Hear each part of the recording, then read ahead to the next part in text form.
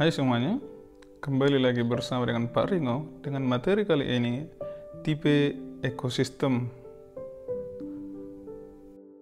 Ekosistem dibagi menjadi dua jenis. Yang pertama ekosistem perairan, yang kedua adalah ekosistem darat. Nah, pada materi kali ini kita akan membahas masing-masing dari ekosistem ini. Yang pertama adalah ekosistem perairan. Terdiri dari beberapa komponen biotik seperti plankton, nekton, neuston, bentos, dan perifiton. Plankton merupakan organisme yang dapat bergerak dan berpindah secara pasif karena pengaruh arus air seperti ganggang dan protozoa. Nekton merupakan organisme yang bergerak aktif atau berenang, contohnya seperti ikan dan katak. Sedangkan neuston merupakan organisme yang mengapung di permukaan air, misalnya seperti serangga air, teratai atau eceng gondok. Bentos merupakan organisme yang berada di dasar perairan, contoh udang, kepiting, dan lain sebagainya. Dan yang terakhir perifiton merupakan organisme yang melekat pada organisme lain, contohnya seperti ganggang dan siput. Ekosistem air dibagi juga menjadi ke dalam dua kelompok, yaitu ekosistem air tawar dan ekosistem air laut. Yang pertama, ekosistem air tawar memiliki kadar garam yang rendah, bahkan lebih rendah dari cairan sel makhluk hidup. Dipengaruhi oleh iklim dan cuaca, variasi suhu yang sangat rendah, dan penetrasi atau masuknya cahaya matahari yang sangat kurang. Berdasarkan intensitas cahaya matahari yang menembus air, ekosistem air tawar dibagi menjadi 3 zona, yaitu litoral, yaitu daerah yang dapat ditembus cahaya matahari hingga dasar perairan. Yang kedua, zona limnetik, yaitu daerah yang terbuka jauh dari tepian sampai kedalaman yang masih dapat ditembus cahaya matahari. Sedangkan yang ketiga adalah zona profundal, merupakan daerah yang dalam yang tidak dapat ditembus cahaya matahari. Ekosistem air yang kedua adalah ekosistem air laut. Memiliki suhu yang sangat bervariasi antara permukaan dan bagian dalam laut. Yang kedua memiliki tingkat salinitas yang tinggi. Semakin mendekati garis khatulistiwa maka salinitasnya semakin tinggi. Tidak terlalu dipengaruhi oleh keadaan iklim dan cuaca dan didominasi oleh NaCl. Yang berikutnya adalah pembagian zona pada ekosistem air laut. Berdasarkan intensitas cahaya dibagi menjadi 3, yaitu fotik yang masih menerima cahaya, twilight yang menerima cahaya remang-remang, sedangkan afotik yang tidak menerima cahaya lagi. Sedangkan yang berikutnya adalah berdasarkan pembagian laut dari daerah pantai hingga ke tengah laut. Terdiri dari zona litoral, yaitu daerah pasang surut. Kemudian daerah neritik merupakan daerah laut dangkal yang kurang dari 200 meter. Kemudian daerah basial yang memiliki kedalaman 200 sampai 2000 meter. Sedangkan yang terakhir adalah daerah abisal yang merupakan daerah palung laut yang keadaannya sangat gelap. Berikutnya adalah jenis dari ekosistem air laut. Yang pertama yaitu ekosistem air laut dalam. Memiliki daerah yang sangat gelap karena tidak dapat ditembus oleh cahaya matahari. Pada ekosistem ini tidak dapat ditemukan produsen. Organisme yang dominan adalah predator dan ikan yang pada penutup kulitnya mengandung fosfor sehingga dapat bercahaya di tempat yang gelap. Yang kedua, ekosistem terumbu karang. Terdapat di laut yang dangkal dengan air yang jernih. Organisme yang hidup di ekosistem ini seperti hewan terumbu karang, hewan spons, ganggang, dan moluska.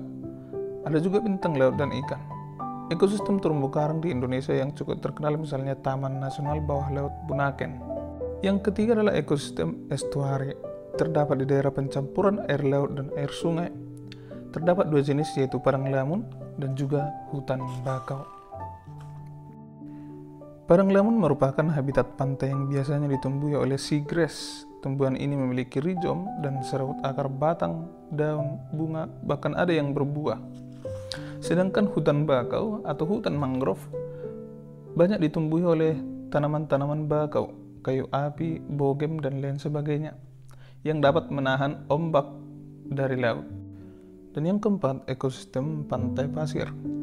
Ekosistem pantai pasir terdiri atas hamparan pasir yang selalu terkena deburan ombak air laut.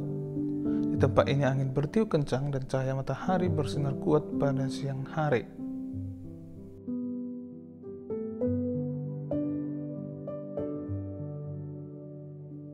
Dan yang terakhir adalah ekosistem pantai batu. Sesuai dengan namanya, ekosistem pantai batu memiliki banyak bongkahan batu besar maupun batu kecil. Organisme yang dominan di sini adalah ganggang coklat, ganggang merah, siput, kerang, kepiting, dan ada juga burung. Ekosistem yang kedua adalah ekosistem darat. Ekosistem darat adalah ekosistem yang lingkungan fisiknya berupa daratan, bisa daerah sabana, padang rumput, gurun pasir, daerah dingin, bahkan ada juga daerah hutan. Di sini saya juga akan menjelaskan apa-apa saja jenis-jenis dari ekosistem darat ini. Yang pertama yaitu hutan hujan tropis, mempunyai banyak keanekaragaman hayati. Letak bioma ini terdapat pada garis khatulistiwa dengan curah hujan paling tinggi yakni sekitar 200 cm per tahun.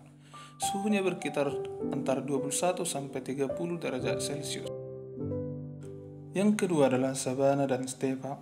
Sabana merupakan suatu padang rumput yang ditumbuhi oleh beberapa pohon, sedangkan stepa hanya didominasi oleh padang rumput atau semak belukar saja, tanpa adanya pohon yang hidup di sekitarnya. Bisa kalian lihat dari gambar di samping.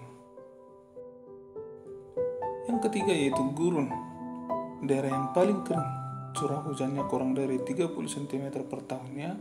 Pada siang hari mencapai 60 derajat Celcius, sedangkan pada malam hari mencapai minus 5 derajat Celcius. Sangat dingin bukan? Nah, gambarannya seperti gambar di samping. Yang keempat yaitu hutan gugur. Terdapat di sebagian daratan Eropa seperti di Amerika dan Asia Timur. Iklimnya sedang dan memiliki curah hujan yang cukup tinggi. Ciri khasnya yaitu tanamannya yang menggugurkan daun pada saat musim kemarau. Yang kelima adalah daerah taiga.